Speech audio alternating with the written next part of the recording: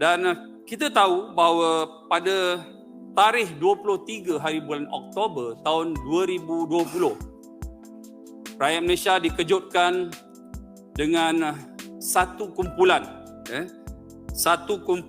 yang kononnya untuk membuat perubahan di dalam negara ini, yang kononnya nak mengubah sistem pentadbiran dalam negara ini. Tetapi 23 hari bulan 10 tahun 2020 itu adalah satu langkah yang dinamakan langkah Sheraton. Langkah pengkhianat, langkah syaitan yang mana menyusahkan semua rakyat dalam negara kita. Itu yang saya katakan bahawa banyak kes-kes semasa pengkhianatan ini berlaku. Cuma saya nak fokus bahawa langkah Sheraton ini adalah satu lagi langkah yang cukup menyedihkan. Rakan-rakan semua harus tahu bahawa akibat langkah Sheraton ini, akibat lompat parti ini, akibat lompat kata ini, berapa ramai rakyat kita yang menderita. Berapa ramai perancangan kita untuk membina semula negara ini tergendala. Berapa perkara yang kita nak lakukan terbantut akhirnya. Saya ambil contoh kawasan saya. Saya ulang kali saya nyatakan PPR Lembah Subang. Saya ni sayang dengan penduduk Lembah Subang, sebab tu bila sidang DUS saya akan nyatakan nama itu.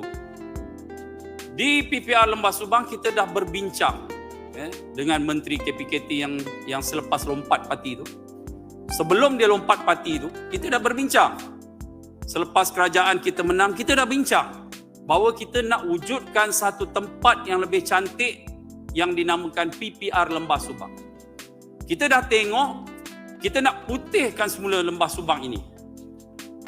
Kita nak jadi bangunan ini, bangunan yang salah satu PPR yang menjadi ikutan di seluruh negara kita.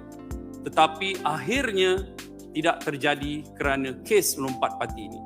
Dan insya-Allah sekarang ini saya akan usaha untuk bersama-sama Menteri KPKT yang baru, kita nak naikkan kembali Lembah Subang itu. Banyak kesusahan lagi. Derita rakyat, derita rakan-rakan kita akibat lompat parti. Berapa ramai yang berkhidmat di pusat-pusat ahli parlimen di bawah Pakatan Harapan yang terpaksa berhenti kerja, yang diberhentikan kerja. Berapa ramai yang sebelum ini bekerja di pejabat menteri di bawah Pakatan Harapan terpaksa diberhentikan kerana akibat lompat parti dan pertukaran kerajaan dengan serta-merta. Mereka terpaksa dibuang kerja, ditamatkan perkhidmatan. Dan berapa ramai yang derita keluarga bercerai-berai kerana lompat parti ini. Hari ini kita lihat sendiri, kita boleh lihat bahawa mereka yang lompat parti telah diadili. Ada yang terpaksa berteriak di tengah-tengah divider. Ada yang terpaksa merayu. Tetapi akhirnya hukum Allah yang menentukan dan mereka ini tidak lagi dipilih oleh rakyat dalam kawasan mereka. Saya juga amat kesal. Akibat lompat parti ini, kita terpaksa tanggung beberapa permasalahan. Dan kita terpaksa selesaikan sendiri. Jadi saya amat bersetuju akta lompat parti ini. Dan berterima kasih kepada ahli-ahli parlimen kerana telah meluluskan akta lompat parti ini. Kalau tidak, lagi ramai yang akan lompat parti, terutamanya apabila kerajaan tidak stabil dan juga kerajaan yang tidak cukup majoriti. Terima kasih atas tindakan semua yang berjaya meluluskan akta lompat parti ini. Kita tahu bahawa apabila diperintah oleh 17 bulan di bawah Perikatan Nasional, setelah berlakunya pertukaran kerajaan, maka tertubuhlah Kerajaan Perikatan Nasional, yang mana dinyatakan bahawa pemerintahan kerajaan Melayu Islam ini menyaksikan pengangguran rakyat meningkat daripada 772,900 orang pada kadar 4.8% pada Disember 2020 dan tidak ada rancangan pemulihan ekonomi pun yang berjaya dibuat. Dan kita kena tahu bahawa ketika itu tempoh PKP paling panjang dalam dunia adalah di bawah Kerajaan Perikatan Nasional. Ketika itu ekonomi cukup turun, cukup merudum, orang tak ada kerja, bunuh diri. Ini hasilnya tertubuh parti yang khianat kepada rakyat dalam negara kita.